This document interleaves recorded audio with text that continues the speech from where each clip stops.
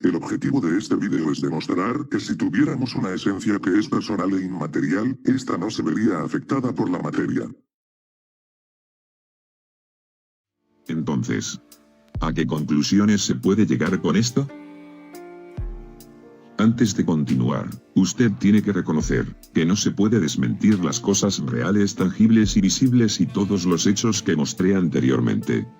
Y los vuelvo a recordar cuáles son. En la personalidad.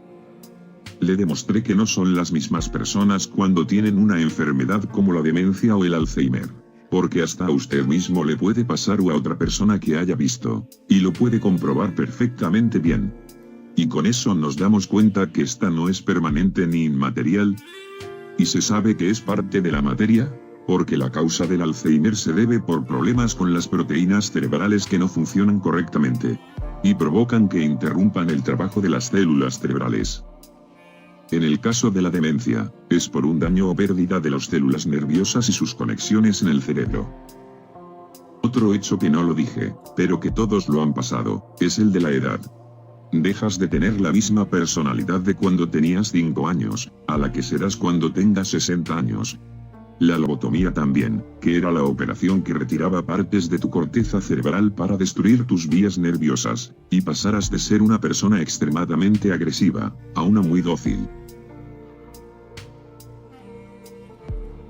En cuanto a la memoria, le mostré a usted que esta va desvaneciéndose con enfermedades como las anteriores que mencioné. Y no solo esas enfermedades hacen perder recuerdos, sino también por medio de las terapias electroconvulsivas, en las cuales si fallan pueden provocar que olvides cosas. O tu memoria ya no pueda almacenar más recuerdos. Cosas tangibles como esas, muestran que la memoria es afectada por la materia. En las emociones mostré, que son generadas por la bioquímica cerebral, y que la pueden manipular por medio de químicos moderados para hacerte una persona más compasiva, amorosa o triste.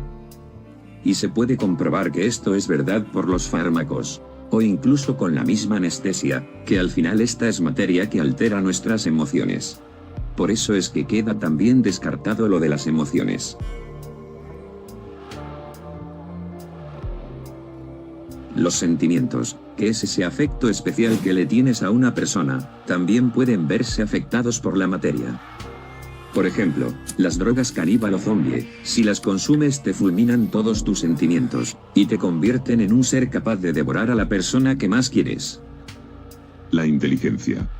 Bueno, eso es más que evidente que desafortunadamente sucede en personas por culpa de trastornos que no les permite desarrollar una inteligencia como la de nosotros, y eso es un problema.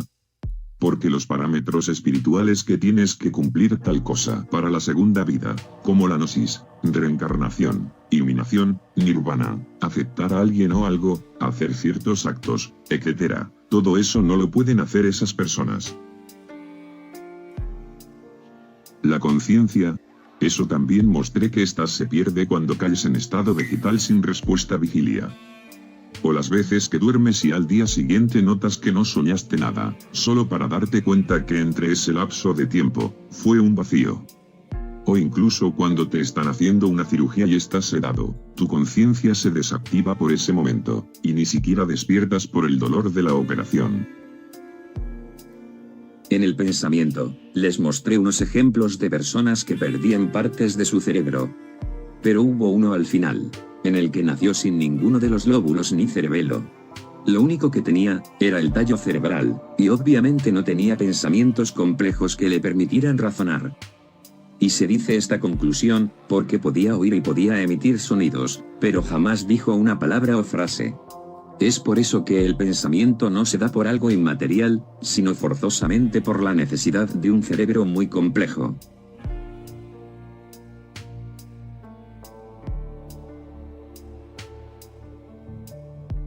Y en cuanto a la mente, si hablamos de su complejidad, sería indescriptible, y creeríamos que es inmaterial. Pero al final esta también surge de otras características que existen en el cerebro. Y es que es muy dependiente de todas las anteriores para que la mente pueda existir, porque si no dependiera de ninguna de esas, entonces no hay mente. Anteriormente se enseñó que todas estas partes se ven afectadas y son generadas por la materia. Por ende, la mente puede ser el resultado de toda esa materia.